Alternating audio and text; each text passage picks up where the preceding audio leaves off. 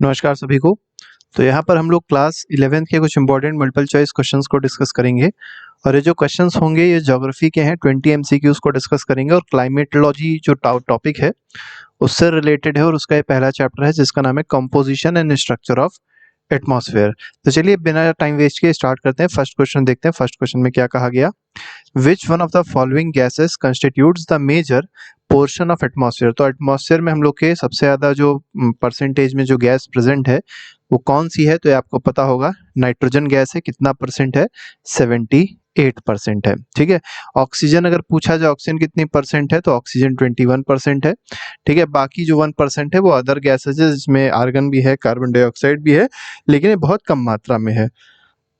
Next question पे आते हैं, अगला सवाल देखते हैं। नेक्स्ट क्वेश्चन में कहा गया atmospheric layer important for human beings is. तो देखिए कौन सी ऐसी एटमॉस्फेरिक लेयर है जो ह्यूमन बींग्स के लिए इंपॉर्टेंट है। तो देखिए ह्यूमन बींग्स के लिए अगर आप देखेंगे तो सबसे ज़्यादा इंपॉर्टेंट जो है वो है ट्रोपोस्फेयर। क्यों इंपॉर्टेंट है, क्योंकि जितने भी वेदर फिनोमेना होते हैं, ठीक है, वेदर फिनोमेना जितने भी होंगे वो किस में होंगे, वो होंगे ट्रोपोस्फेयर में।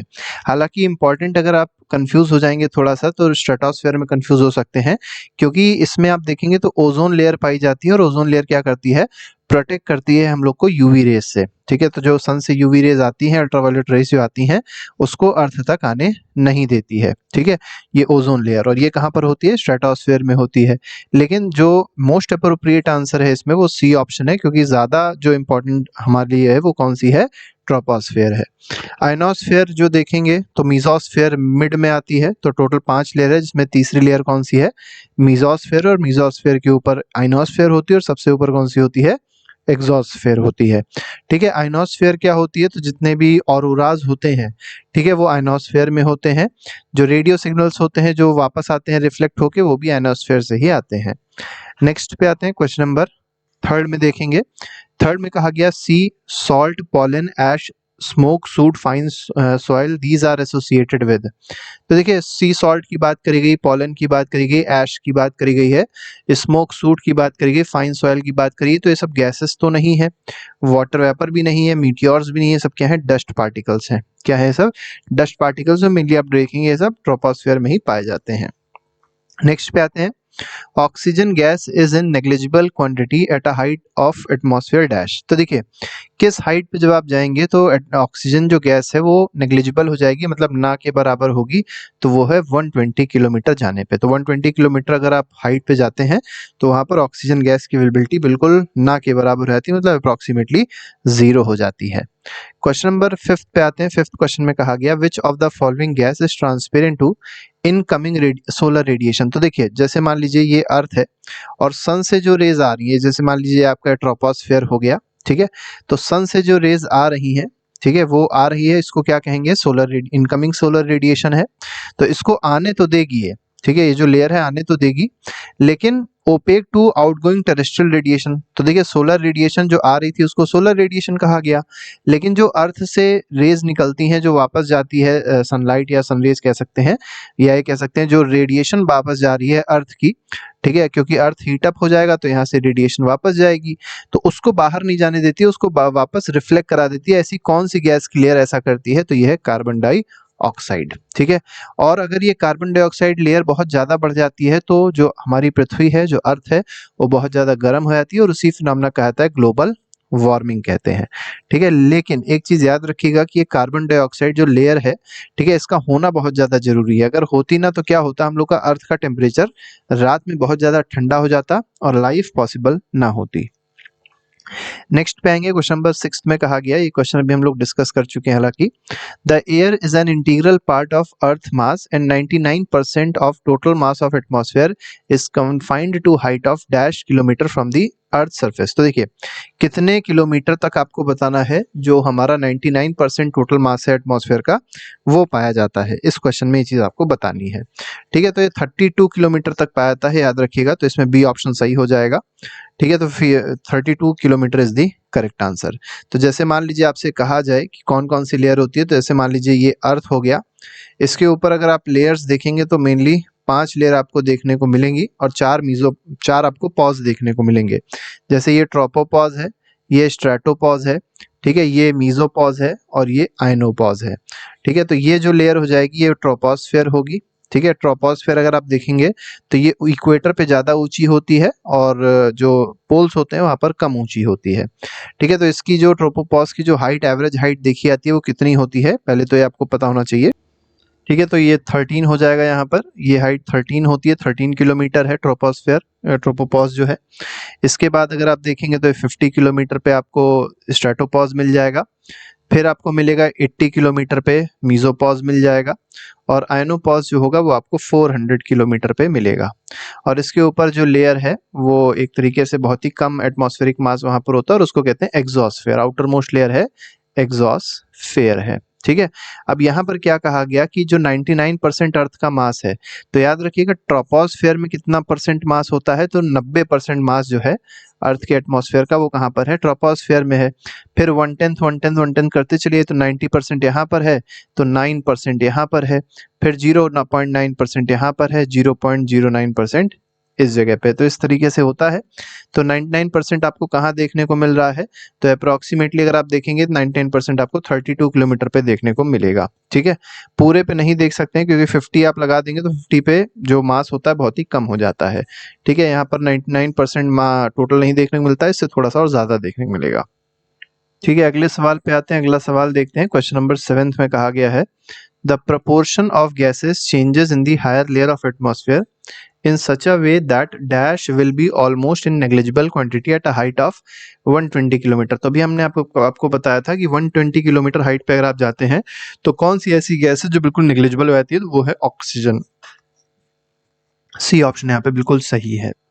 क्वेश्चन नंबर 8 पे आते हैं। Dash is meteorologically a very important gas as it is transparent to incoming solar radiation. मतलब जो इनकमिंग सोलर रेडिएशन जो सन से रेडिएशन आ रही थी उसके लिए तो ट्रांसपेरेंट थी, आने दे रही थी, लेकिन जो टेरेस्ट्रियल रेडिएशन होती है जो अर्थ से निकलती है उसको वापस बाहर पूरा नहीं जाने देती है, थोड़ा बहुत रोक लेती है, ठीक है। उसके लिए ओपेक हो जाती है। तो इसको क्या कह देते हैं, ये कौन सी गैस है, तो गैस की लेयर होती है कार्बन डाइऑक्साइड की।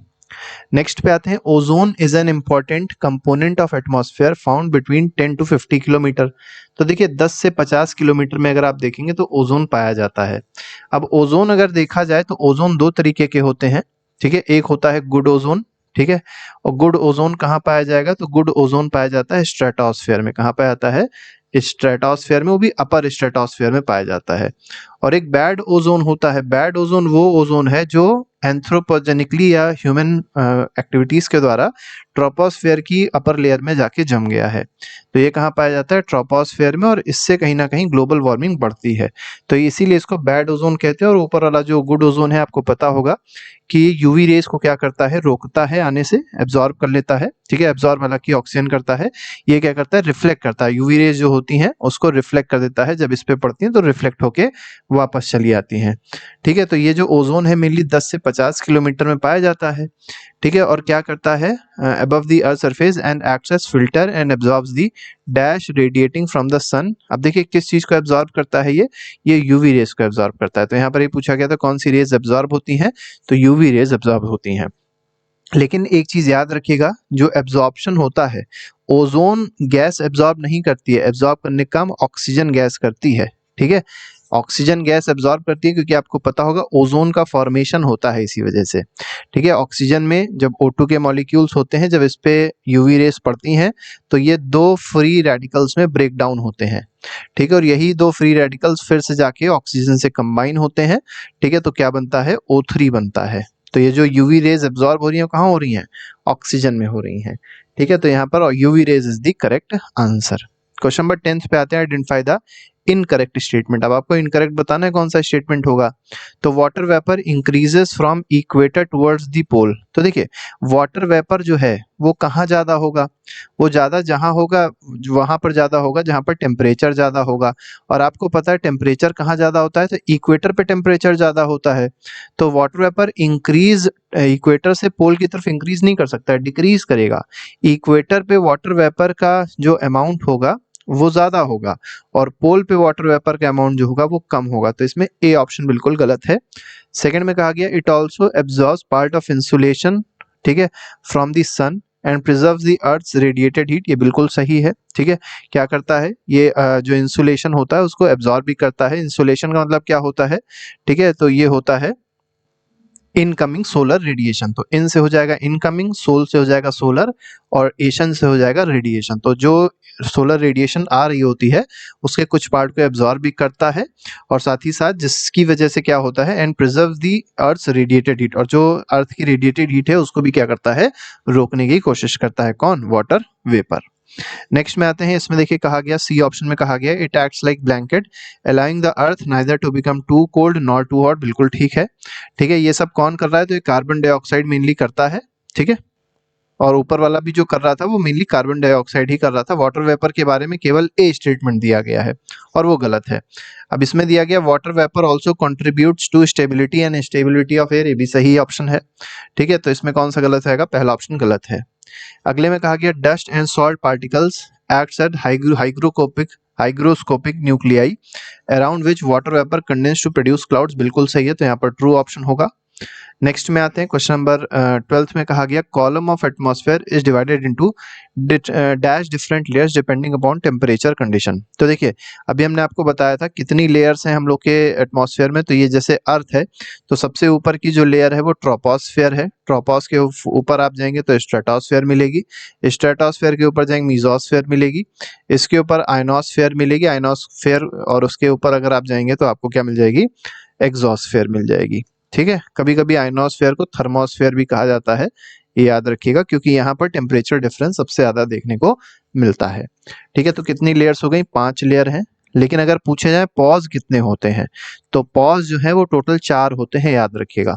ट्रोपोपॉज हो जाएगा, स्ट्रेटोपॉज हो जाएगा, मीजोपॉज हो जाएगा और आयनोपॉज हो जाएगा। एक्सोस्फेयर जो है वो 400 किलोमीटर के बाद स्टार्ट होता है और कहाँ तक जाता है? तो एक तरीके से बहुत ऊपर तक जाता है, उसके बारे में भी कोई वैसी चर्चा नहीं करी गई है। ठीक है, नेक्स्ट में आते हैं troposphere is the lower most layer of atmosphere, it's average height is. देखिए एवरेज हाइट अगर देखी जाए, एवरेज क्यों बोला गया है? क्योंकि हमने आपको बताया पोल स्पेस की हाइट जो होती है वो लेस होती है क्योंकि ठंडा है। ठीक है, और इक्वेटर पे जो हाइट होती है ट्रोपोस्फेयर की वो क्या होती है? ज्यादा होती है। ठीक है, इसीलिए यहाँ पर एवरेज टर्म यूज किया गया। कितना एवरेज होता है? 13 किलोमीटर का होता है। ठीक है, पोल्स पे याद रखिएगा, पोल्स पे केवल 8 किलोमीटर का होता है, और 13 लाने के लिए 26 चाहिए, तो उसके लिए आप क्या कर दीजिए? यहाँ पर 18 कर दीजिए। तो 18 किलोमीटर की कहाँ होती है? ये इक्वेटर पे होती है। ठीक है, तो 18 प्लस 8 हो जाएगा 26, 26 डिवाइड बाय 2 हो जाएगा 13। नेक्स्ट पे आते हैं, 14th क्वेश्चन में कहा गया thickness of troposphere is greatest at the dash. तो देखिए ग्रेटेस्ट कहां पर होगी? ठीक है, because heat is transported to the height by strong convectional currents. तो सही बात है, स्ट्रॉन्ग कन्वेंशनल करंट्स होंगे। सिंपल सी चीज है, जैसे मान लीजिए अर्थ है। ठीक है, अब ये अर्थ क्या होती है? गर्म होती है, तो ऊपर जो यहाँ पर आसपास एयर है वो गर्म होके ऊपर जाएगी। अब जो ऊपर ठंडी हो जाएगी तो ठंडी होके फिर वो नीचे आएगी। तो जहां तक ये ऊपर जा पाती है उसी लेयर को क्या बोलते हैं? ट्रोपोस्फेयर बोलते हैं। और जितनी ज्यादा गर्मी होगी जिस प्लेस पे, उतनी ज्यादा ये जो करंट है, जो विंड है या एयर है, वो उतनी ऊपर जाएगी। इसीलिए आप देखेंगे इक्वेटर पे एयर ज्यादा ऊपर जाती है क्योंकि इक्वेटर गर्म होता है, और जो पोल्स होते हैं वहां पर जो हवा है वो कम ऊपर तक जा पाती है, इसीलिए वहां पर जो हाइट ट्रोपोस्फेयर की है वो लेस होती है। ठीक है, तो यहाँ पर पूछा गया है थिकनेस ऑफ ट्रोपोस्फेयर ग्रेटेस्ट कहाँ पर है? तो ये इक्वेटर पे है। नेक्स्ट पे आते हैं, क्वेश्चन नंबर 15 में कहा गया temperature of this layer decreases at rate of. अब दिस का मतलब कौन सी लेयर है? पहले बता दें आपको, ट्रोपोस्फेयर की यहाँ पर बात हो रही है। ठीक है, ट्रोपोस्फेयर की यहाँ पर बात हो रही है। तो ट्रोपोस्फेयर के बारे में पूछा गया है कि यहाँ पर जो टेम्परेचर है, जैसे जैसे आप ऊपर जाते हो तो टेम्परेचर क्या होता है? 1 डिग्री सेल्सियस के हिसाब से चेंज होता है, मतलब कम होता है। क्योंकि आपको पता है अर्थ गर्म है, तो जैसे जैसे आप अर्थ से दूर जाओगे टेम्परेचर कम होगा। और कितने रेट से? तो 165 मीटर जब आप ऊपर जाते हो तो 1 डिग्री सेल्सियस टेम्परेचर कम हो जाता है। लेकिन याद रखिएगा ये चीज केवल ट्रोपोस्फेयर में होती है, स्ट्रेटोस्फेयर में नहीं होती है। स्ट्रेटोस्फेयर, मीजोस्फेयर, एक्सोस्फेयर, थर्मोस्फेयर, इन सब में अलग अलग फिनोमेना चलता है। ठीक, नेक्स्ट पे आते हैं, क्वेश्चन नंबर 16 में कहा गया the stratosphere is found above the tropopause and extends up to a height of dash. तो कितने हाइट तक स्ट्रेटोस्फेयर है? तो भी हमने आपको बताया था 30 किलोमीटर तक आपका स्ट्रेटोस्फेयर देखने को मिलता है। ठीक है, 30 नहीं 50। ठीक है, इसको एक बार फिर से आपको बता देते हैं कि सबसे आपको बस 4-5 नंबर याद करने हैं। जैसे पहला नंबर याद रख लीजिएगा 13 है, फिर 50 है, फिर 80 है और फिर 400 है। ठीक है, तो ये आपका कौन सा हो जाएगा, ट्रोपोपॉज हो जाएगा, स्ट्रेटोपॉज हो जाएगा, मीजोपॉज हो जाएगा और ये हो जाएगा आयनोपॉज। ठीक है, आयनोपॉज हो जाएगा। इसके ऊपर आप जाएंगे तो आपको एग्जॉस्फेयर मिल जाएगा, उसको कोई पॉज है ही नहीं। ठीक है, नेक्स्ट पे आते हैं क्वेश्चन नंबर 17 में। देखिए दो स्टेटमेंट दिए गए। स्टेटमेंट 1 कह रहा है the mesosphere lies above the stratosphere which extends to a height of 80 kilometer. ठीक है, तो हाइट 80 किलोमीटर तक मीजोस्फेयर है और स्ट्रेटोस्फेयर के ऊपर है। तो हमने आपको बताया था स्ट्रेटोस्फेयर कहाँ तक है, 50 किलोमीटर तक है। और 50 किलोमीटर के ऊपर आप जाएंगे तो आपको अगली मिल जाएगी जिसको मीजोस्फेयर कहते हैं। याद रखिएगा सबसे ठंडी जो लेयर है वो मीजोस्फेयर है। ठीक है, फिर यहाँ पर जब आप आएंगे तो ये 80 किलोमीटर तक ये एक्सटेंड करती है, इसके ऊपर मीजोस्फेयर नहीं है। बिल्कुल सही स्टेटमेंट दिया है। स्टेटमेंट 2 कह रहा है in this layer once again temperature starts decreasing with increase in altitude. तो जैसे जैसे आप ऊपर जाते हो मीजोस्फेयर में टेम्परेचर क्या हो जाता है, कम हो जाता है। क्यों, क्योंकि सूरज से भी ये दूर पड़ जाता है रीजन और अर्थ से भी ये रीजन दूर पड़ जाता है, इसलिए ऐसा होता है। ठीक है, मतलब सन की ही ना लाइट ठीक से पड़ पाती है यहाँ तक और ना ही अर्थ की जो हीट है वो ही यहाँ तक पहुंच पाती है ठीक से। ठीक है, तो reaches up to -100 degree Celsius at -80 kilometer, मतलब यहाँ पर जो टेम्परेचर होता है -100 डिग्री सेल्सियस तक पहुंच जाता है। वही चीज़ यहाँ बताई गई, बिल्कुल सही स्टेटमेंट है। तो यहाँ पर जो ऑप्शन सही होगा वो दोनों ऑप्शन सही हैं, तो C option is correct of question number 17। 18 में कहा गया, फिर से देखिए दो ऑप्शन है।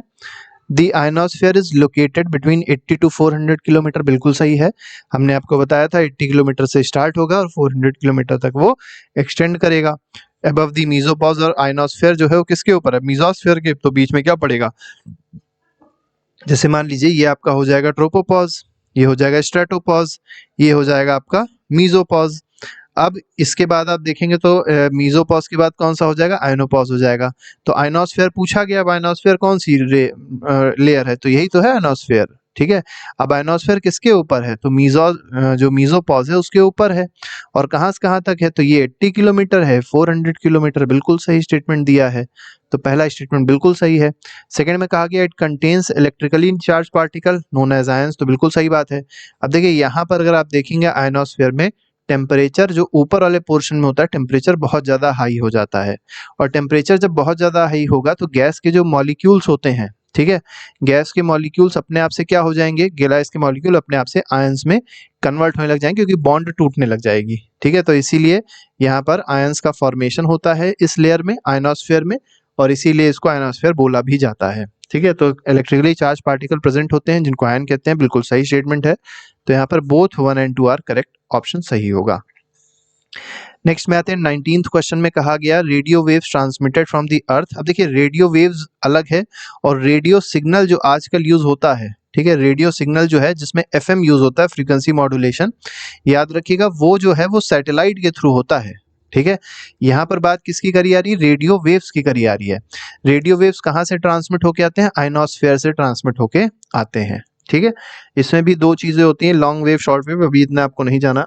ठीक है, नेक्स्ट पे आते हैं, क्वेश्चन नंबर 20 देखते हैं। स्टेटमेंट में कहा गया the zone separating the troposphere from the stratosphere is called tropopause. देखिए मैंने आपको बताया था, जैसे ये आपका अर्थ हो गया, ठीक है, ये आपका ट्रोपोस्फेयर हो गया, ट्रोपोस्फेयर हो गया, और ये आपका ट्रोपोपॉज हो गया, ट्रोपोपॉज हो गया। ठीक है, ये आपका स्ट्रेटोस्फेयर हो गया, ठीक है, और ये आपका क्या हो जाएगा, स्ट्रेटोपॉज हो जाएगा, स्ट्रेटोपॉज हो जाएगा। क्वेश्चन क्या कह रहा है, the zone separating troposphere and stratosphere. तो देखिए ट्रोपोस्फेयर स्ट्रेटोस्फेयर को सेपरेट कौन कर रहा है, ट्रोपोपॉज ही तो कर रहा है, तो बिल्कुल सही स्टेटमेंट है। अगर यहाँ पे स्ट्रेटोपॉज दिया होता तो गलत हुआ था। Air temperature at tropopause is about -80 degree Celsius over the equator and -45 degree Celsius over the pole, बिल्कुल सही है।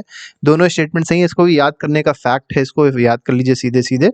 ठीक है, कि जो इक्वेटर होता है, ठीक है, इक्वेटर के ऊपर जो टेम्परेचर है ट्रोपोपॉज पे, मतलब इस जगह पे आपको बताया था इक्वेटर कहाँ तक होता है, इक्वेटर में ट्रोपोपॉज 18 किलोमीटर तक जाता है। और यहाँ पर अगर आप देखेंगे पोल्स पे, तो ये पोल्स पे कितना आता है, 8 किलोमीटर तक जाता है। ठीक है, तो इस 8 किलोमीटर पोल्स पे जो टेम्परेचर है वो -45 है और जो इक्वेटर का ट्रोपोपॉज है वहाँ पर जो टेम्परेचर है वो -80 है। तो बोथ स्टेटमेंट सही है यहाँ पर, तो सी ऑप्शन बिल्कुल सही है। तो इस तरीके से हम लोग ने क्वेश्चंस को डिस्कस किया। इसके अलावा और भी कई सारे एमसीक्यूज हैं जो बनाए गए हैं, उसको आप लोग जाके देख सकते हो और अपना रिवीजन कर सकते हैं। और एक काम जरूर कर दीजिएगा कि वीडियो को लाइक और चैनल को सब्सक्राइब जरूर कर दीजिएगा। तो अभी के लिए फिलहाल नहीं, thank you very much, good bye, जय हिंद।